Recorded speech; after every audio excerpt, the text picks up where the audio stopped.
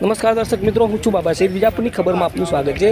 દર્શક મિત્રો, આજરોજ વિજાપુર તાલુકા મામલેદાર કચેરી ખાતે સ્થાનિક પત્રકારો દ્વારા આવેદનપત્ર આપવામાં આવ્યું. દર્શક મિત્રો, આપણે જણાવી દઈએ કે આ જે આવેદનપત્ર છે તે જે કહી શકાય કે જે તુષાર બસિયા જે છે નવજીવન ન્યૂઝ ચેનલના પત્રકાર છે, તેમના વિરુદ્ધમાં જે સુરતમાં જે ઘટના બની હતી, કેમ કે આપણે ઘટના વિશે પણ જણાવી દઈએ કે જે ઘટનામાં એવું હતું કે જે એક છોકરી હતી તેને શારીરિક અડપનું કરીને એક મજૂર જતો હતો, તે સીસીટીવી કેમેરામાં કેદ થઈ હતી. અને સીસીટીવી કેમેરાનું જે ફૂટેજ જે છે તુષાર બસિયાના પાસે આવ્યું હતું, જેમને રિપોર્ટિંગ માટે ત્યાંના સ્થાનિક જે પીઆઈ છે એસજી રાઠોડને જાણ કરી હતી કે ભાઈ તમે આજે ફૂટેજના આધારે કોઈ ફરિયાદ નોંધાઈ કે કેમ, કે પરંતુ તે વખતે ફરિયાદ નથી નોંધાઈ. એવું કહેવામાં આવ્યું હતું પીઆઈ દ્વારા કે જે છોકરીના જે છે તે વાલી જે છે તે લોકો ફરિયાદ આપવા માંગતા નથી, પરંતુ તેના ઘટનાને ગંભીરતાથી લઈને નિડર અને નિષ્પક્ષ પત્રકાર તુષાર બસિયાએ આ જે સ્ટોરી હતી જે નવજીવન ન્યૂઝ પર ચલાવી હતી, જેથી લઈને કહેવામાં આવ્યું છે તેઓના કહેવા અનુસાર કે આ જે સ્ટોરી છે તેમાં છોકરીની જે ઓળખ પ્રસિદ્ધ થતી, પરંતુ આમાં એવું કશું હતું નહીં કે જેનાથી છોકરીની ઓળખ પ્રસિદ્ધ થાય, પરંતુ ખોટી રીતે કેસ કરવામાં આવ્યું હતું અને ખોટી રીતે તેમના ઉપર આરોપો નાખવામાં આવ્યા હતા, જેના વિરોધમાં સમગ્ર પત્રકાર આલમમાં ખળભળાટ મચી જવા પામ્યું હતું, જેથી લઈને વિજાપુર શહેરમાં પણ આનું રિસ્પોન્સ જોવા મળ્યો હતો અને વિજાપુરના સ્થાનિક પત્રકારો દ્વારા આવેદનપત્ર આપીને તુષાર બસિયાને ન્યાય મળે તેવી માંગણી કરવામાં આવી હતી. એ ઘટના એવી હતી કે 12 તારીખે એક છેડતીનો સગીર વયની બાળકી સાથે છેડતીનો બનાવ બન્યો હતો, જેના સીસીટીવી વાયરલ થયેલા, બધી જગ્યાએ વાયરલ થયેલા સોશિયલ મીડિયા મારફતે. જે બાબતે 22 તારીખે આ 12 તારીખનો બનાવ હતો, 22 તારીખે તુષાર બસિયા સાહેબ જે નવજીવન ન્યૂઝના પત્રકાર ખરા મારા, એમને પોલીસ સ્ટેશને જાણ કરી કે ભાઈ આ બાબતે કોઈ એફઆઈઆર થઈ કે કેમ. બરાબર. એટલે પોલીસે એવું કીધું કે ભાઈ આમાં ફરિયાદીના કોઈ જે હોય વાલી એ ફરિયાદ આપવા માંગતા નથી.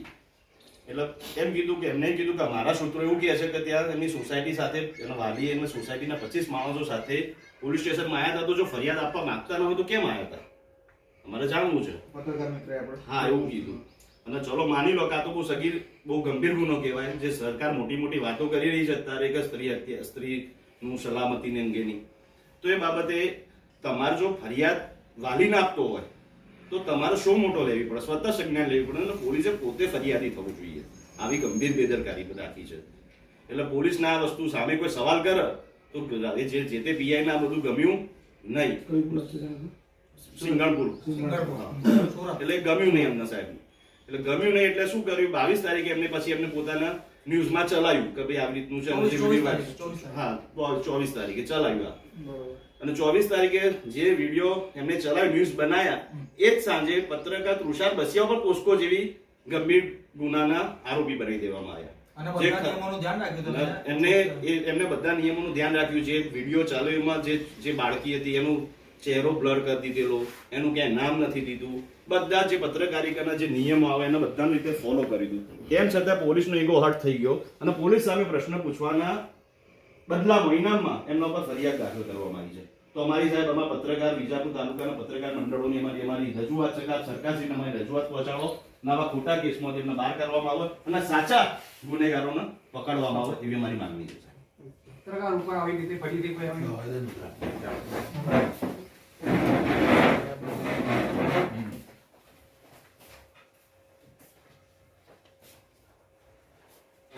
ઓકે, અમારી રજૂઆત સાહેબ સરકાર સુધી પહોંચાડજો. થોડાક અમે કલેક્ટર સાહેબને આદેશ મૂકી આપીએ છીએ, ત્યાંથી સાહેબ પછી એમના લેવલ પર મૂકી આપશે. ઓકે, થેન્ક યુ સાહેબ.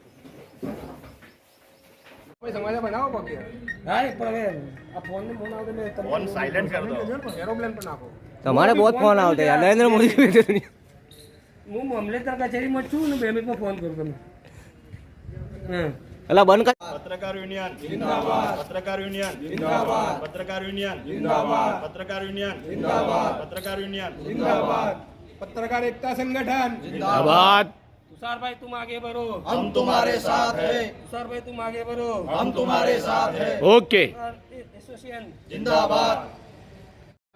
પત્રકારો ઉપર જ્યારે ખોટા ખોટા કેસ કરવામાં આવે, જનતાની ત્રીજી આંખ છે તેને ફોડવાના પ્રયત્ન કરવામાં આવે, ત્યારે ફિટકાર વરસાવીએ છીએ અમે આવા તંત્ર પર કે જે એક સગીર વયની બાળકી ઉપર છેડતી થાય ને તેનો અવાજ બને છે ને તેની ઉપર જ પોક્સો એક્ટ હેઠળ ફરિયાદ દાખલ કરી દેવામાં આવે છે અને આઈટીની ગંભીર કલમો હેઠળ તેની ઉપર ફરિયાદ દાખલ કરી દેવામાં આવે છે. અગાઉ પણ ટાઈમ્સ ઓફ ગુજરાતે અહેવાલ પ્રસિદ્ધ કર્યો અને તુષાર બસિયાનું સમર્થન કર્યું હતું અને ફરી એકવાર આજે અમે સમર્થન માટે આવ્યા છે. વિજાપુરના તમામ પત્રકારો મારી પાછળ તમે જોઈ શકો છો તે મામલતદાર કચેરી ખાતે આવ્યા છે આવેદન પત્ર આપવા માટે કે તુષાર બસિયા ઉપર જે ફરિયાદ દાખલ કરવામાં આવી છે તે ફરિયાદ ખરેખર જુઠ્ઠી ફરિયાદ છે અને આ જુઠ્ઠી ફરિયાદનું કોઈ પણ કાળે પત્રકારો સમર્થન નહીં કરે.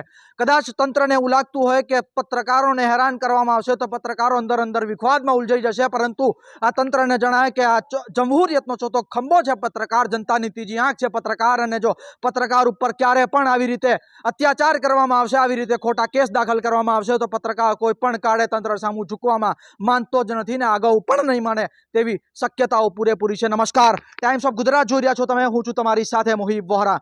પત્રકારો જે બાહોશ છે આ રાજ્યની અંદર, જે સરકાર સામે પોતાનો અવાજ મુખર કરતા જાણે છે, તે પત્રકારો આપણી સાથે છે. આજે તે તુષાર બસિયાના સમર્થનમાં આવેદનપત્ર આપવા માટે આવ્યા છે અને આવેદનપત્ર સોપરત કર્યું છે મામલતદારની અંદર, મામલતદાર કચેરીની અંદર. અને વાત કરવાના પ્રયત્ન કરીએ વિજાપુરના પત્રકારો સાથે કે જે તુષારભાઈની ઉપર ફરિયાદ દાખલ કરવામાં આવી છે તેને લઈ તે શું માની રહ્યા છે. સોહિતભાઈ, સ્વાગત તમારું. શું કહેશો, કેવી રીતની આ તાનાશાહી એક રીતે કહેવાય, કેવી રીતની આ સરમુખત્યાશાહી એક રીતની કહેવાય કે તુષારભાઈની ઉપર આવી રીતે કેસ દાખલ કરવામાં આવ્યો? હવે આ ઘટના એટલી વખોડવા લાયક છે કે જ્યાં પત્રકાર પોતાની ફરજ માટે સરકારના જાળે આંખ બતાવી રહી છે ત્યારે એનો અવાજ દબાવવા માટે ખોટી રીતે પોલીસ એમના ઉપર પોસ્કો એક્ટ જેવી ભયંકર ગંભીર ગુનાઓમાં દાખલ કરવામાં આવે છે. ઘટના એવી હતી કે 12 તારીખે સુરતમાં એક સગીર વયની બાળકી સાથે જાહેરમાં અડપલા થાય છે ને જે બાબતે જે એના સોશિયલ મીડિયા મારફતે બધું જ બહાર આવે છે. જ્યારે આ વાતની ખબર પડે છે નવજીવન ન્યૂઝના પત્રકાર તુષાર બસિયાને, તો તેઓ આ માહિતી લેવા માટે, ફરિયાદની જાણકારી લેવા માટે સુરતના સિંગણપુર પોલીસ સ્ટેશનમાં ફોન કરીને પૂછે છે કે આ બાબતે ફરિયાદ કરી કે કેમ. ત્યારે પોલીસ એમ કહે છે કે વાલી એમના ફરિયાદ કરવા માંગતા ન હતા એટલે અમે ફરિયાદ નથી કરી. તો તુષારભાઈએ કાયદાની ભાષામાં સમજાવ્યું કે જો આવી ગંભીર ગુના જો જાહેરમાં થતા હોય તો પોલીસે પોતાની સતર્કતા બતાવી તાત્કાલિક પોલીસ પોતે સ્વતઃ સંજ્ઞાન એટલે શું મોટો લઈને એના પર ફરિયાદ દાખલ કરવી જોઈએ.